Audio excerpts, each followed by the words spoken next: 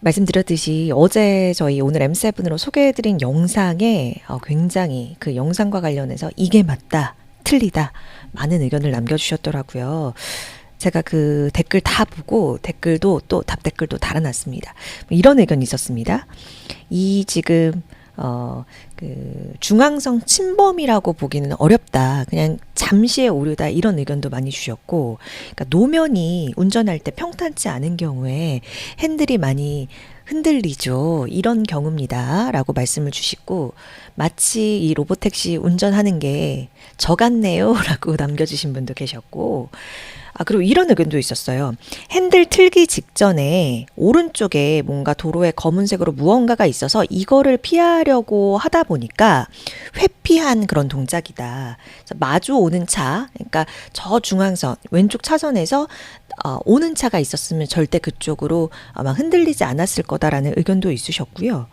그래서 오류가 맞는 거 아니냐라는 의견을 많이 다수 남겨주셨더라고요. 아무래도 이제 테슬라 우리 주주분들께서 많이 찾아주신 것으로 보입니다.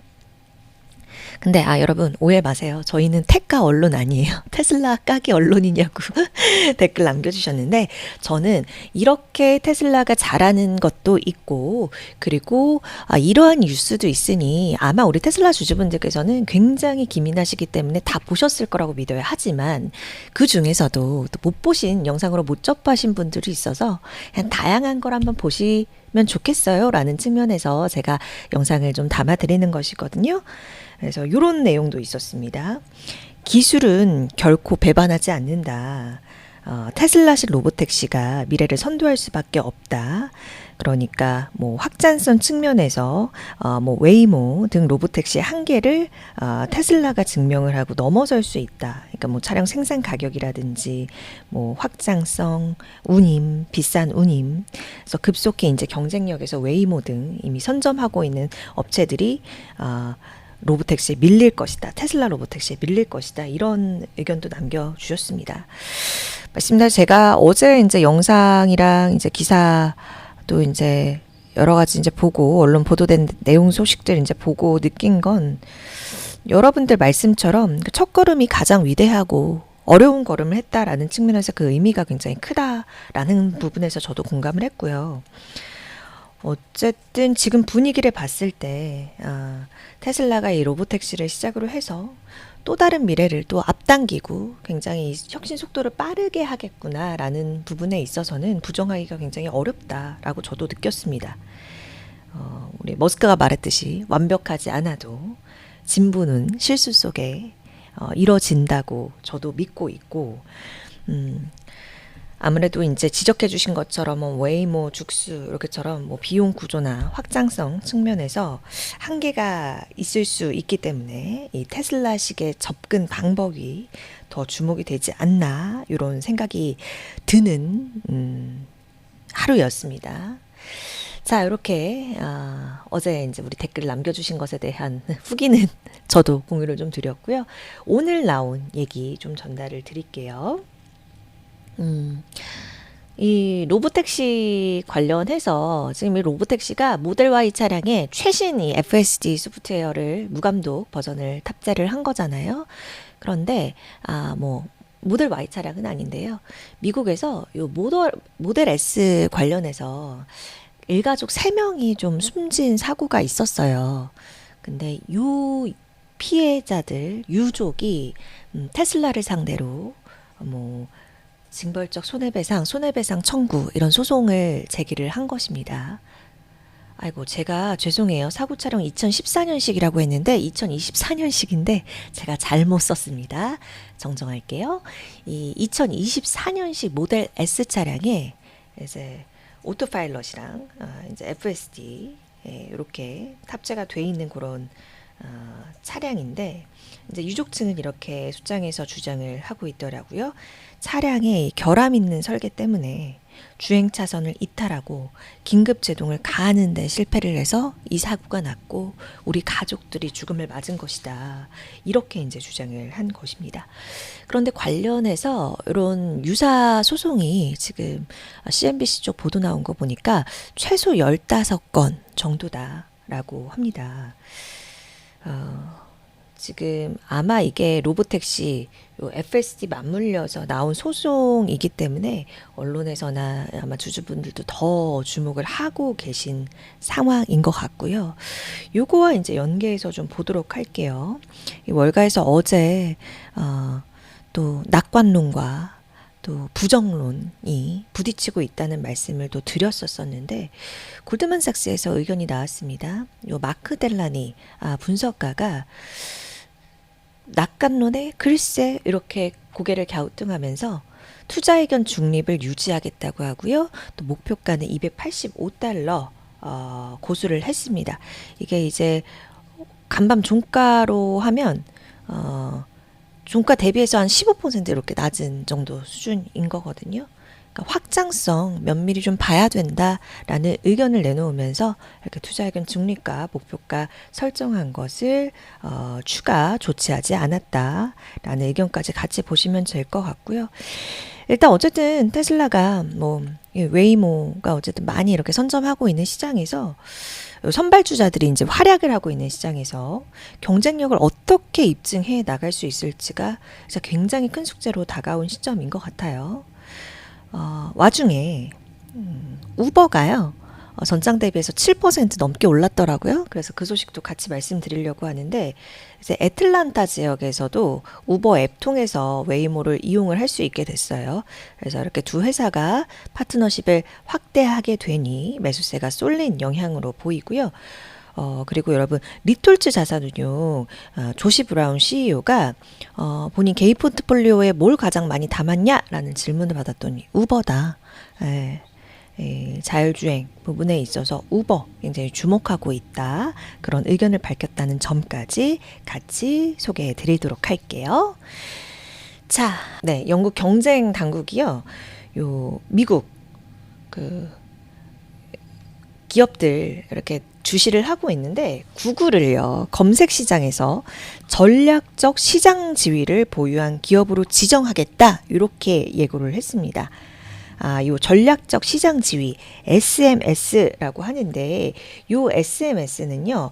영국이 올해부터 시행 중인 요 디지털 시장법에 따라서 도입한 제도입니다.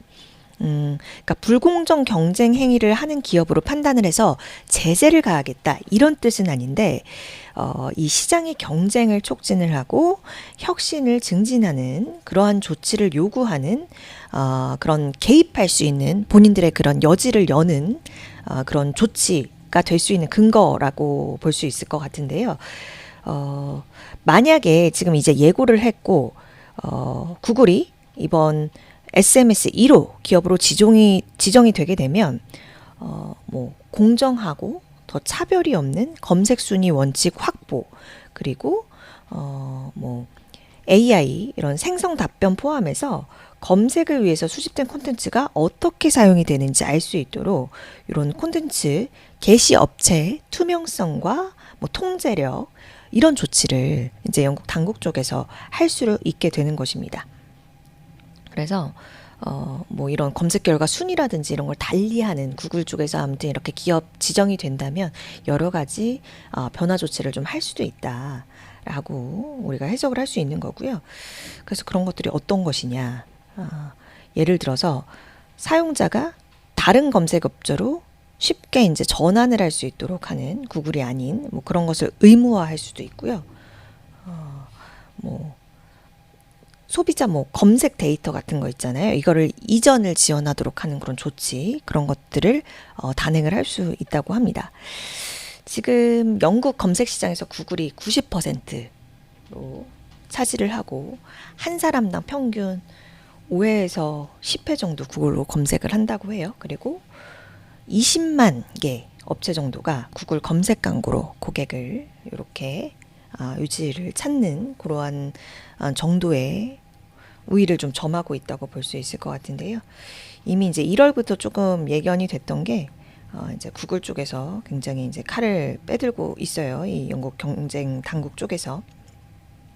그래서 뭔가 새로운 업체가 구글 때문에 우리가 못하는 영역이 맞다. 검색 데이터 확보 같은데 너무 어려움을 겪는다. 이런 고충사항, 우려사항이 좀 접수가 됐다고 해요. 그래서 이에 대한 우리는 당연 수순으로 조치를 하는 것이다라고 경쟁당국에서 이야기를 하고 있는 것이고, 근데 이제 구글 측에서는 당연히 즉각 반박에 나섰죠. 지금 영국 경쟁당국이 검토하는 범위가 너무 넓고 강범위하고 불명확하다. 그래서 어떤 뭐 증거는 없는데 너무 광범위한 개입이 검토하고 있다는 자체가 좀 우려스럽다, 부적절하다 이런 입장을 구글 쪽에서는 내놓은 상황입니다. 자, 다음으로 아마존 소식 보겠습니다. 아마존은요, 일단 오늘 두 가지 소식인데 영국의 대규모 또 투자 계획을 밝혔습니다. 3년 동안 74조 원을 들인다고요. 우리 돈으로요. 어디에 쓰이냐면요. 신규 물류센터 한 4곳 정도 새로 신설하고 기존 운영 건물 업그레이드하고 확장하는 데 쓸 예정이라고 합니다.